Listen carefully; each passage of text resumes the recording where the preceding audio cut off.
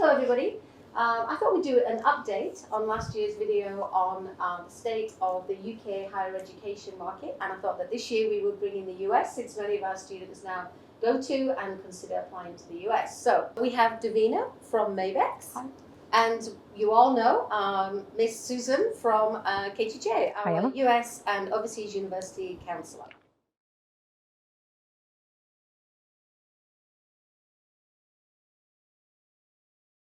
We all know that Apply 2022 was a tough application season. What was some of the most competitive courses that you found for the UK? I would say computer science was especially competitive, as were some of the other STEM subjects, but also across some of the arts, humanities and social sciences, so things like economics, psychology, and accounting and finance, popular subjects for Malaysian students. I feel like these were the ones that were most affected. Okay. And was that a similar picture in the US? So in the US, because students apply for the university, not necessarily courses, right? All of the highly competitive Ivy League universities were massively competitive with upwards of almost 10,000 applications to some specific universities. So I think just trying to get in those universities in general was really quite competitive. Although now that I think about it a little bit more in terms of courses, anything related to STEM is competitive in the US, especially at these top universities as well. And was that accentuated by the fact that there was an overhang from COVID, people delaying taking the year out? Did you see that in the US? Were there more applicants? Yes, completely. That 2-year absence of people not wanting to pay tuition to have online classes meant that last year they came back in droves, not only internationally but also domestically. And that was the same in the UK? Yeah, it was the same for the UK. I mean, we certainly found that there were quite a lot of students who decided to take a gap year. Same sort of situation of not wanting to study online. I think the UK was a little bit different for international students because they could still go to start university. So we did have plenty of students choosing to go to the UK, but then having to do part of their program online. But yes, certainly the volume was significantly more than in previous years. What did that mean in terms of the offers that students had, in terms of the grade requirements and the number of offers compared to the number of applicants? I think what we found was that universities were struggling to find that balance between having perhaps in 2020, 2020 was a very strange year, we can all acknowledge that. But universities were not sure how many people were actually going to show up in 2020, right? So what we found, even with the most competitive universities in the UK, some of them over-offered. So they made more offers than they'd ever done before. So, obviously I won't name names, but there were some unis where in the past, their offer rate would have been maybe 30 or 40% of applications that we sent through would receive an offer. And then in 2020, it went up to like 65%, right? So then what happened was in 2021, and certainly for 2022, they had to bring back balance to the force, I suppose, is one way of looking at it. And so then they had to rethink the numbers. So what that meant was, one, entry requirements went up for the competitive courses. So perhaps in the past it might have been, say, 3 A's or A star AA, and then suddenly it was A star A, or in some cases, like some computer science programs, it was A star, which is a really, really high entry requirement, right? And there was no guarantee that if you made those grades, that you were going to get an offer. So, that kind of argument for holistic application really came to the fore in this time, because there were just so many applications. Just meeting the minimum criteria was no guarantee that you would get an offer. So what that meant was lots of students didn't get offers, even though they met the minimum entry requirements. So that it was a tough year. Yeah, and Susan, you're nodding, so it was the same story. Although in the US they don't necessarily make more offers than they have this really cruel thing, I think, called the waiting list, right? So students who, almost every single KTJ student who applied early, with the exception of 2, those 2 got in. Everybody else was deferred to regular decision in January, and then they were told that it's still going to take even longer for them for the universities to decide, and then they were put on these endless wait lists. And the reality with these competitive universities is wait list means they like you but not enough to even accept you, and rarely do people reject an offer from those universities, so there is no moving up on the wait list. But interesting that the point there was that those that were doing early applications stood a much better chance. And that's still going to be the case, do you think? I think they're talking about an increase in the chance of, if you make a good application and apply early, it will increase your chances slightly more than it did last year. But because they're still anticipating that there's going to be many more international applicants, because two of the biggest countries that didn't send any students overseas for the past few years now have license to be able to do that. So international competition is going to get even steeper, while we also see competition within the U.S. decreasing, because far fewer high school graduates who are American are going to university because the costs are prohibitive. So let's just finish the wrap up of the year that we've just done. Slightly different system in the US, we just talked about, but in the UK, some students missed their offers, but they were still able to go to their first choice university or their insurance university. What have you noticed about the profile of those students that missed their offers? I think... But still kept, missed the grades, but still kept their offer. Yeah, I think I felt like it was quite rare. There were far less this year than in previous years. So I think in the past, maybe if you dropped a grade or two, you still were able to get in. But I think it goes back to that whole thing about a holistic application. So if you've got an application where, you know, you've got a really excellent personal statement, your previous grades are good. So whether your GCSEs or your SPM grades were good, and there's that kind of track record of performing well, you combine that, like I said, good personal statement, solid reference from the school, all those things kind of put you above everybody else. So I just think that when whatever it is you're doing in preparation for your university applications, it's just kind of looking at the bigger picture and not just focusing on the grades, because I think the grades just nowadays is just one piece in the puzzle. Okay. Yeah. Okay, good advice. So we have an increasing number of students who are taking a year out, and for our students, they're quite lucky in KTJ. They can still do their exams with us if they're going to retake some exams or they're going to take additional exams. We still support them with their applications. They can still use UCAS and Common App. We'll still do the references and advice and things. But for those students, what kind of things should they be doing in their year out? Well, not staying at home and watching or playing video games. Ditto. Yes. I mean, you can spend some time watching Netflix, but not in the evenings after a full day of activity that engages you intellectually, socially, and emotionally. Yes. Everything Susan said. But one of the things that we introduced in the last sort of 6 months or so, we partnered up with this organization called Virtual Internships. So it's been quite beneficial for our students because they don't have to leave Malaysia to do these internships. And they've been able to do the internships with global organizations. So I was talking to someone recently, I was working with him on his personal statement, and he was telling me he's been working with a chain of bookshops in Vancouver. Wow. You know, so I think, I mean, that's amazing, right? He's based in a boarding school in Seremban, and he's doing an internship with the organization in Vancouver. So I think trying to find useful things for you to do in the year. I'm not saying, you know, you've got to spend the whole time doing useful things. You also should chill out and have fun and do all of that. But really trying to build up your CV so that when you do apply to university, you've got some good stuff on it that you can then talk about confidently in an interview, if you have to attend an interview, all these sorts of things. So I would say, internships where possible, read a lot.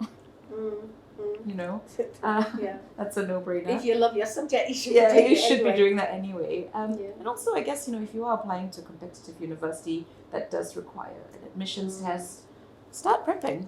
Yes. You know, use that time to prep. Because you're not going to be sort of busy with exam preparations or whatever, presumably, if you're taking a year out. I don't know. So, Okay. I think useful things. Useful things. And if you're looking to apply to the US after your year out? In addition to doing some kind of internship, I would also recommend some kinds of community service. Do something to give back to the people around you, whatever it is, whether it's stray animals, an old folks' home, going to read to them or sing songs, something like that is good. I also think that doing online courses, I found in working with a number of students who've taken over a year out, their brain changes in terms of how they write and think. It's not a school brain anymore. So if they can keep engaged with something online, they'll keep that school brain going instead of have to pull it all together to restart it again to make applications. I also recommended, and I in fact was just talking to a parent, everybody should do a really horrible job because it makes you appreciate life, it makes you appreciate money, and you really want to then go to university. So something that would be below your status in other circumstances, but do a bad job and do it for 6 months so that you know what the grind of the rest of humanity is doing, so you appreciate that university experience. Yeah, and there are lots and lots of skills to be gained. Yes. Waitressing is one of the hardest jobs. Everyone should be a waitress for a while, I think. Yeah, okay, Yeah. Great. Just one last thing on the current year we've just gone through. Last year was awful for visas for the UK. We were pulling our hair out. This year was a lot smoother, right? It was incredible. I think we were freaking out because up until maybe even 2 weeks before the A-level results, there was still no priority visa service, which you do need in that sort of busy period. So, I did a fair bit of lobbying, writing to the British Council, colleagues at the High Commission, and university reps as well to say, can you have a word, please? Because otherwise this is going to be really tricky. And then it all worked out okay. They announced it maybe about, a week before the A-level results came out, that they were reintroducing priority visa, and that meant that the whole process was really smooth. We've not had anyone this year at MABECS who's applied through us not get their visa, so that's like 100% success rate, so amazing. Fantastic. Yep. Well done. Yeah. UK visa Yes. secure. Okay, and the US? US, there wasn't any problem. I can only think of one student, and that had to do with increased terrorist watch and scrutinization through Homeland Security. But I think COVID has meant that the process involves fewer humans that you have to interact with. So it's much easier to get into the embassy, have a really short interview, and as long as they come with a KTJ transcript, they're valid, legitimate human beings. Have that conversation, drop everything off, and then 2 to 3 weeks later, the visa arrives, everything's done and dusted. So it was really surprisingly smooth. I expected much worse just because of how limited the interaction could be. It worked well. Okay, good news story there. Okay, it's great. Let's look forward now to the 2023 applications. Acknowledging both countries, it's going to be a tough season.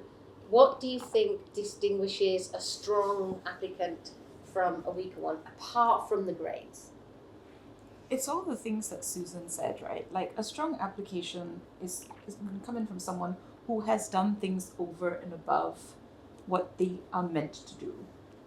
So those internships, community service, and being able to write confidently about your subject, right? So if you're writing your personal statement and you're unable to get that sort of passion across, I think that really does hold you back because, going back to that whole thing of it's a numbers game. So lots and lots of people are applying. So you have to make yourself stand out.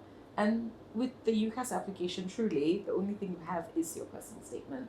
And then, of course, be nice to your teachers and write your nice reference. But yeah, I really think that being able to show that breadth of experience, that commitment to your subject, and passion, right? I know that sounds really cliche, but it's the truth. And I read hundreds of personal statements every year, and you almost know straight away, when you read someone's personal statement, this person really wants this. Yeah. You really, really want it.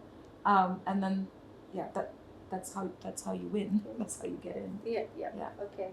And for the US, they're looking for something similar? They're looking for something that's very much the same about passion, about academic ability, doing above and beyond.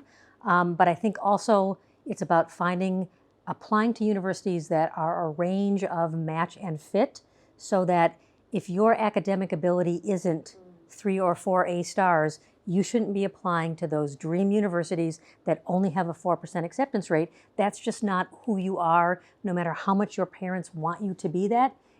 Unless you're going to do a brain transplant, it's just not going to work. So being realistic with the applications, but covering that breadth of a couple dreams with some insurance universities so that you make sure you get that offer, so you don't end up at the end of the day feeling horrible because you've put your heart and soul in it, but it wasn't enough heart and soul and academic ability that the universities wanted to see. And because many of these universities are getting so many applications, admissions representatives have maximum 3 minutes for that first look. And they're looking at the personal statement, they're looking at the application platform that has all of your activities and details, they're looking at 2 letters of reference, a counselor letter of reference, and maybe even standardized test scores. That's a lot to look at and digest in 3 minutes. So like Davina said, if you haven't hit them in that first paragraph, you probably aren't. So early preparation for these essays is absolutely key in both cases. Yeah, 100%. Yes. I just think that you need to do the time. Yeah. You're not going to be able to like wake up the day before the deadline and think I can put something together. It really does take a couple of drafts. It takes commitment. Yeah.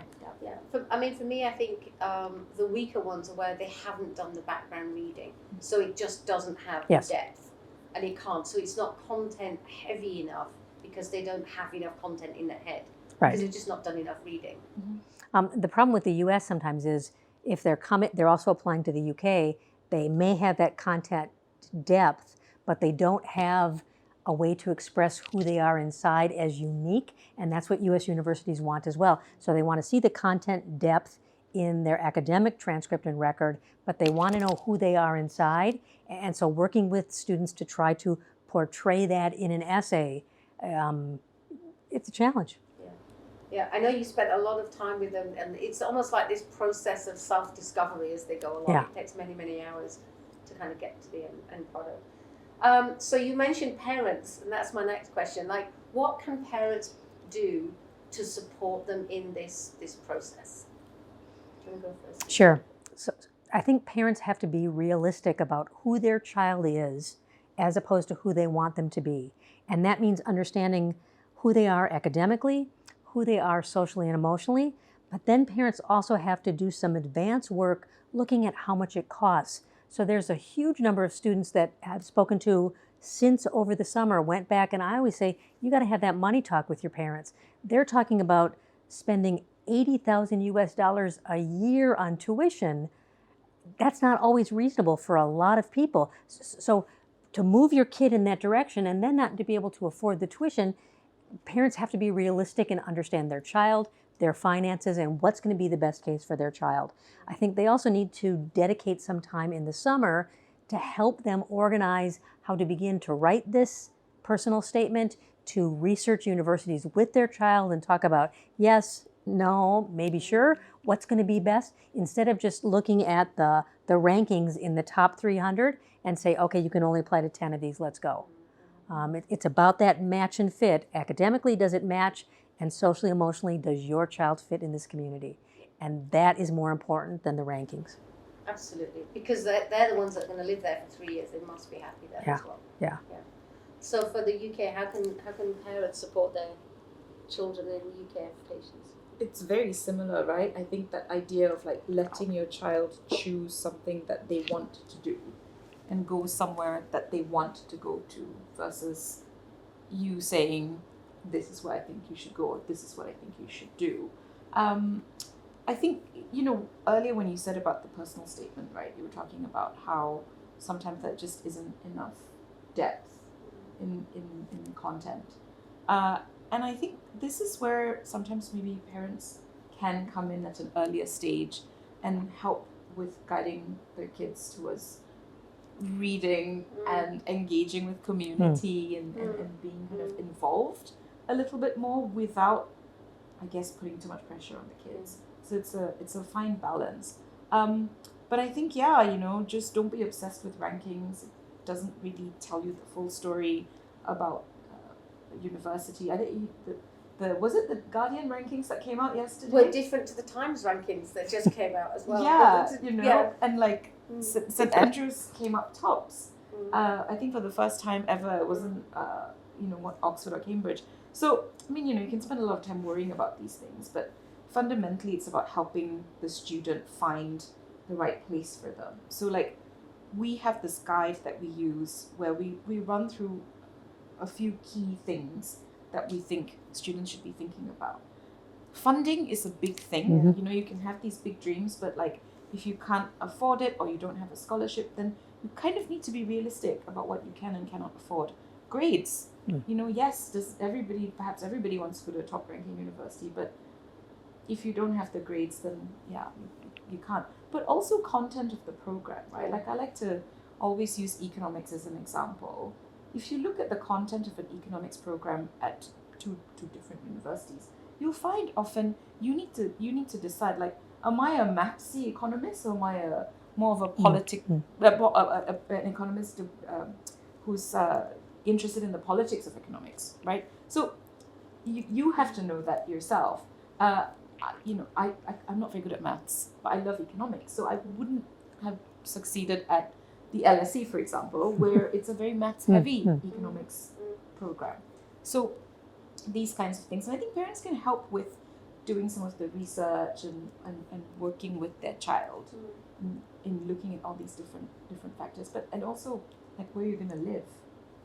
Everybody thinks like maybe they want to live in London, but maybe it's not for you. Yeah. Maybe what you need, especially if you've come from a campus environment like a boarding school at KTJ, then perhaps what you need to transition is another campus university. Or maybe you're like me and you're like, I need to be in a city, so I don't want to be on a campus. So I just think these are the factors. London is definitely not for everybody. It's a very different vibe from some of the other campus universities, for sure. Yeah, I always say I'm glad I moved to London as a grown-up, not as a young person. Yeah.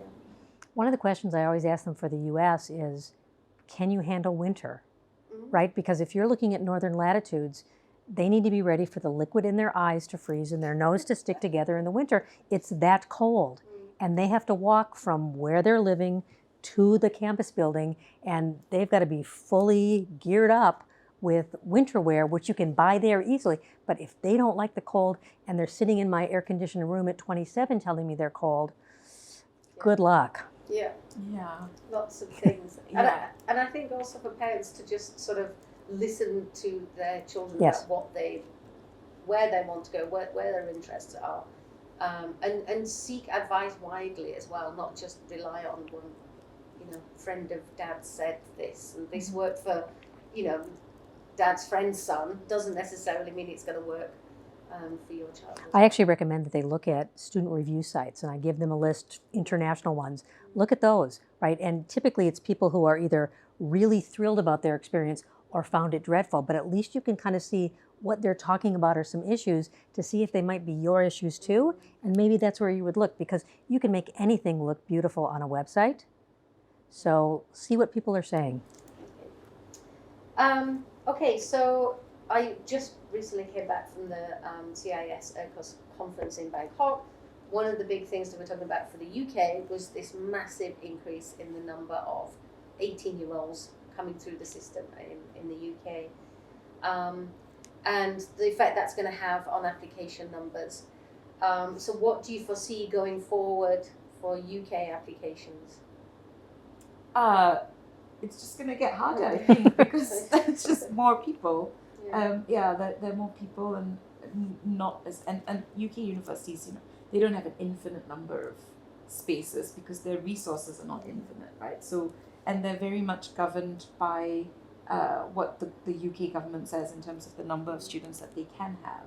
So it's not like they can just fill up their classrooms with international students. They've also got to make sure that the UK students have opportunities to get in.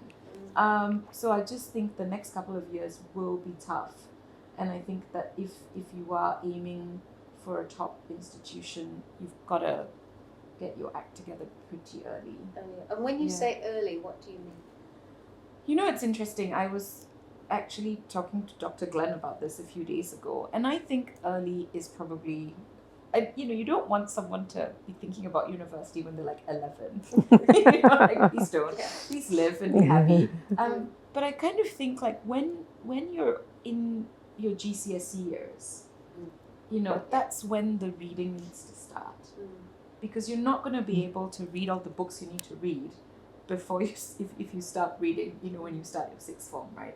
And also, like, if you are serious about a particular subject, I think you kind of need to get going pretty early. So I think probably, 15, 16 is a good time to start. And I look back at, like, my university experience and my kind of application experience, and it was a long time ago. Nonetheless, I still think that I wish I had known these things. I wish I had been better prepared. And so that's why, like, now I kind of think if I'm able to get students to think about it earlier, it's better for them. Yeah. We did a webinar on how to have an impactful summer, in the hope that we would encourage some of our Form 5 students and even Form 4 students, but particularly targeting Form 5 students, to really start making an impact on potentially their university applications. So in the US, it's different, right? There's a falling number. There's a huge falling of US applicants applying, especially to the private competitive universities, because the kids can't afford it. And I think there have been a lot of movements to move away to do a 2-year junior college first and then go to a state university, because the tuition is 25% of what it would be at a private university. So it's good news for international students. There's many more seats because these universities will fill them up with fee-paying students, whether or not they're of the caliber that are going to be able to be successful there, but to have bodies in seats, they will make that happen. So that's both good and bad for KTJ students and other international students. They really need to show that they've got the academic chops to handle it, as well as the writing ability to be able to express who they are to the university, but there's going to be more competition. So now, while in the US, 65% of these private universities no longer require SAT, if you can do it and do well at it, it's one extra piece that helps to show your case to the university why you should go there. So whereas last year they didn't do it because of COVID, for the 2 years prior to that, it wasn't in place because you couldn't take the test. Now it's coming back, and so despite everybody's dislike of the assessment, if you can master that skill of sitting that assessment and doing well, it will help you in terms of university admissions, especially if you have wobbly kind of grades. But it's key now to be able to write to those universities in the personal statement essay and make sure you appeal to them in the way they want it, not a UK way, not even a public university way. So obviously, knowing exactly who you're writing to, Yes. what they want, you have to be extremely targeted, Yes. extremely well researched, well informed, having somebody to help you to do Yeah. that, to help you with that process. So the other thing coming out of CIS EdCourse this weekend was the number of courses where different universities are coming together with dual university programs. It's huge in Europe. A lot of links with the US ones as well. Some amazing programs. We're still desperate for someone to actually do one of these programs with, Bocconi or Erasmus or someone. Is that happening in the UK, where they're partnering with overseas universities? So you do 2 years in Manchester and 1 year at a US university? So I think UK universities have historically always had exchange years, right? So you can, when the UK was part of the EU, the Erasmus program was huge. So you could go and spend some time at a university anywhere in Europe. What was interesting though was that there were more European students coming in to the UK than British students wanting to go out. But this was open to international students as well. So if you wanted to go and spend a year in Sweden or Spain or whatever, that was fine. But you wouldn't get like a dual degree, right? It would still be a degree from the university where you were officially enrolled. And then there were exchange programs with universities outside of the EU. So at my university, we could spend a year at the University of North Carolina in Chapel Hill and spend, like a 1-year exchange in the law department there. So these opportunities have always been there with UK universities. But I'm finding increasingly in conversations with UK universities that they're interested in offering these dual degrees. So, 2 years wherever, 2 years in the UK, maybe 1 year somewhere else, or 2 years in the UK, 2 years somewhere else, and then you come out with 2 qualifications. But it's actually quite hard to get going. I find it's a brilliant idea, but I don't know how long it will take for UK universities to kind of properly set that up. And you need to find an education system that matches. So I think exchange, study abroad, all of that will continue, and students can always do that. But whether it's going to be like a dual qualification, I don't know. I'm not sure. So not as big as it is in the States. Yeah, right? yeah, States it's quite popular. And I think a lot of people do it because they want to see what's happening in the rest of the world, not just the US. So would it be that they get a degree that is, from their US university and Yes. partner university? Okay. So they would have to do their general requirements in that extra year, a few at the US university and a few at the partner university, but then they focus on the core courses. So it's 1 year is general, then the second year is focused on whatever their course is, and at the next university it's more general, and the next year is more course focus. Another thing we were talking about was just the variety of courses that are out there. Our students typically go for engineering, economics, accounting and finance, now computer science, some are medicine, the odd PPEist, and it's unusual to get anybody outside of those. Any thoughts on the range of courses out there that our students are missing out on, and should they be considering applying for courses that they might be genuinely more interested in and have far higher offer rates? Yeah, absolutely. I mean, we've got a thing now that we do once a week on our social media where we feature a new course. So basically not medicine, engineering, accounting and finance. Or law. Law. Just trying to show students like that there's more out there. And I think that's really important because I feel Malaysia will benefit as a nation if people were studying for a range of degrees rather than the same 5 degrees. One of the other things that we've been doing is our podcast, which is called What Will I Be When I Grow Up? And it's on Spotify. This is not a plug, but maybe it's a plug.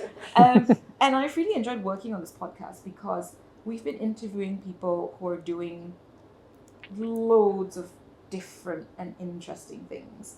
I interviewed a professor from the University of York who did an undergraduate degree in biology and English literature, and then had to decide after that. Like he genuinely was either gonna go to I think it was NYU or Columbia to do a master's in English literature, and then he got this place in the UK to do a research degree in biological sciences. It really was one of the sliding door moments, right? And then he chose that, and so now he runs this big research center specializing in the study of blood.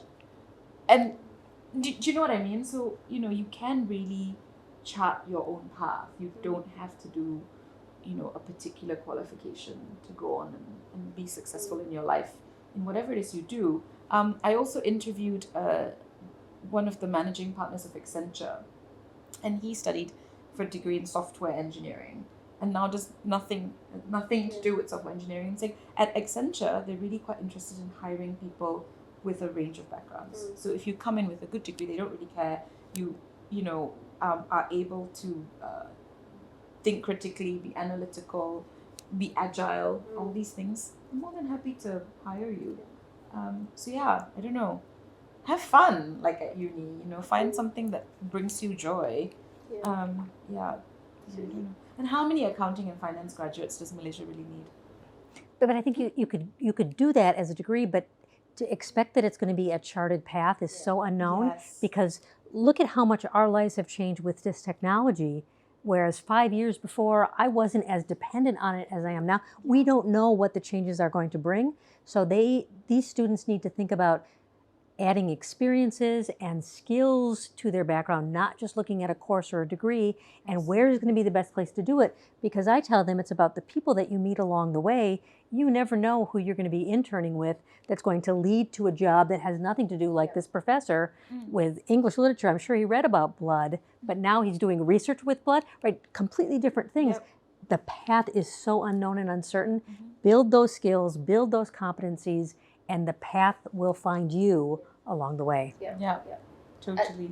And so I think, acknowledging that where your degree is going to lead you, employers are not looking for just finance people if they're, a bank.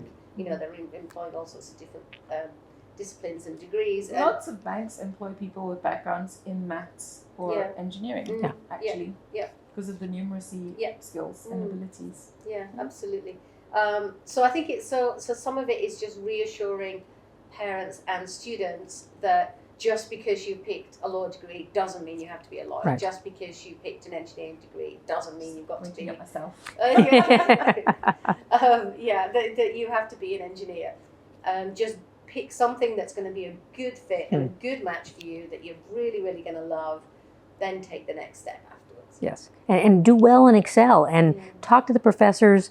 Work in research around what you love, and it will all settle down, and your parents don't have to worry because you'll have a job and you won't be living with them until you're 50. Yes, true. Okay. Any last tips for the batch of 2023 going forward? Those submitting now. Start early. Okay. Start 2 to 5 months ago. Yeah. So batch 2024 start now. No, absolutely. I mean, start early. Give yourself the best chance. Don't procrastinate. I mean, I say this is someone who procrastinates all the time. Do your research. Do your research. Look up these universities, see what they want, match it up with what your profile looks like, see if it's realistic. If not, chuck it out and look again. But I also think you need to look at what else is happening around the world. There's so many other options besides US and UK. I keep bringing in Canada's fantastic. Australia, New Zealand has tons of options for people who are looking to get permanent residence someplace. There's all kinds of great options in other parts of Europe. If you want to learn German and you want to do STEM, go to Germany for Pete's sake. So there's so many options out in the world. Don't just be limited to these 2 English-speaking countries. See what else is there. Yeah. Absolutely. Couldn't agree more. Okay, great. Well, thank you so much for your insights and your wisdom that you've shared with us today. Thank you. My pleasure. Thanks, Emma. Thanks for having us.